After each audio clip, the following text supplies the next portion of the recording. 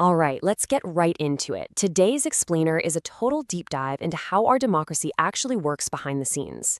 If you've ever wondered what happens beyond simply dropping a ballot in a box, or how real decisions get hammered out in the heart of rural communities, you are definitely in the right place. We're going to unpack local governance, conflict resolution, and the absolute core pillars of democracy. And to keep you on your toes, we've got some rapid-fire knowledge checks lined up along the way. So let's set the stage with a pretty huge question. What is the actual cost of staying silent on election day? I mean, democracy literally translates to power vested in the people, right? Participating through voting is the ultimate tool we have. It's how we put the right leaders in power, and honestly, more importantly, it's how we remove the ones who just aren't serving the public interest. But here's the thing a lot of folks miss. Democracy isn't just a once-in-a-5-year event. While free and fair elections are the foundation, active participation is an everyday requirement. Whether it's through organizing a Dharna, going on strike, or running a signature campaign, the entire system is built on one very specific concept: constant government accountability to the people. Okay, time for our first rapid-fire knowledge check. Let's see how solid that foundation is. It's super easy to take for granted, but a government in India is only elected for a fixed term of 5 years. That hard limit is exactly what keeps the power of the government in check. Question 2. When it comes to systematic participation, having immense wealth or some royal background absolutely does not get you a free pass. The ultimate equalizer here is voting. It's literally the one mechanism where every single citizen's voice carries the exact same weight. No exceptions. Moving on to question 3. What about between elections? If the government just isn't listening, social movements, signature campaigns, and peaceful strikes are all completely valid, vital tools. So the answer here is all of the above. Question 4. Think back to that core definition of democracy we just talked about. Who actually holds the real power? It's not the representatives, and it's certainly not the police. Supreme preference is always given to the people for the sake of public welfare. And our last question for this round: what's the ultimate consequence if an elected official totally fails to protect that public interest? Well, they simply get defeated in the next elections. The public holds the ultimate veto power over their careers, which is a massive deal. Okay, let's shift gears completely and head straight down to the grassroots level to see how this actually plays out in rural India. We really need to clearly separate two very important terms here: the Gram Sabha and the Gram Panchayat. The Gram Sabha is the assembly of the people, literally all the adult voters living in that specific village area. They hold the real authority. The Gram Panchayat, on the other hand, is made up of the elected representatives, like the Sarpanch and the ward members.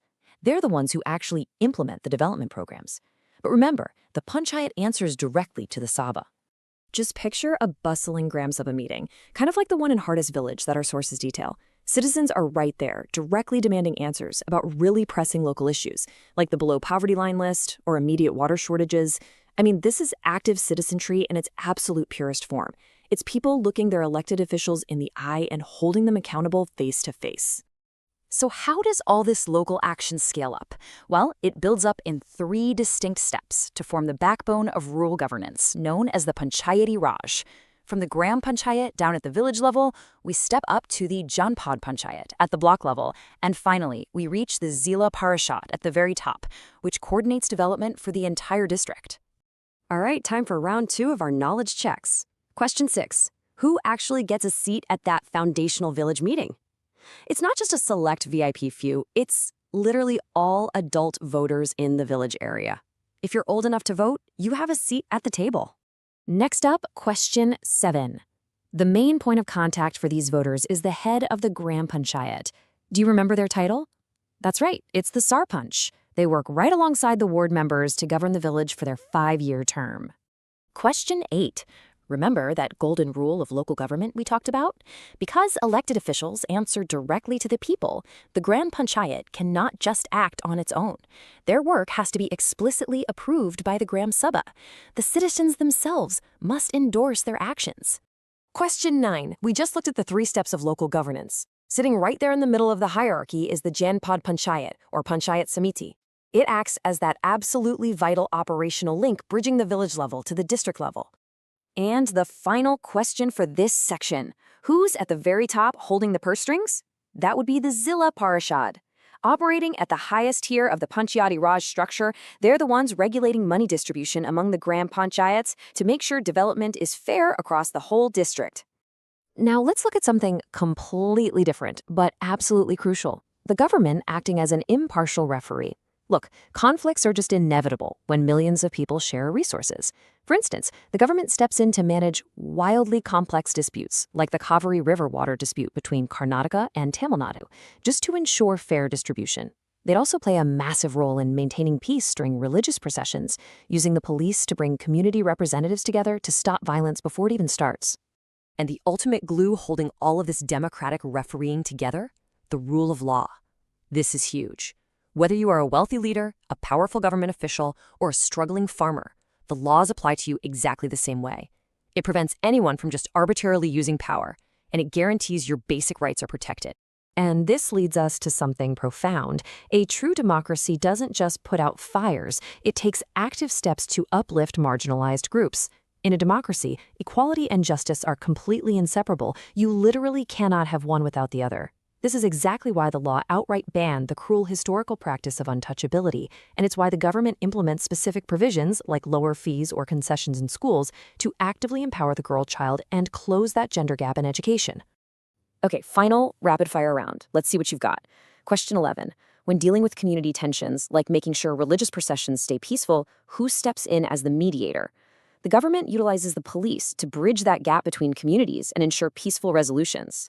Question 12. Remember that massive resource dispute we just mentioned? The Kaveri River water sharing is a major conflict between Karnataka and Tamil Nadu. Because both states rely heavily on the exact same river, it requires a neutral central resolution to ensure everything is fair. Question 13. What are the two absolute heartbeats of this entire democratic system? Equality and justice. A true democratic government is fundamentally committed to both of these concepts. Like we said, you simply cannot have one without the other. Almost done. Question 14. To actually achieve that equality, the Indian Constitution took immediate aim at historical injustices.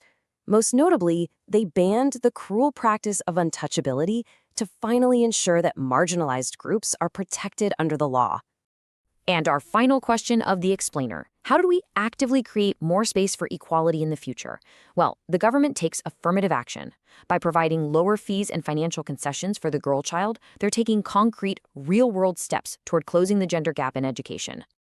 So, we've covered the core pillars of democracy, the grassroots structure of the panchayats, and the deep, deep necessity for equality and justice. But here's the real test. It isn't theoretical. It's out there in the real world. Active citizenship is the true fuel of democracy, and the system literally only works if you participate. So I'll leave you with this to think about. How will you make your voice heard and hold your own local government accountable today? Keep questioning.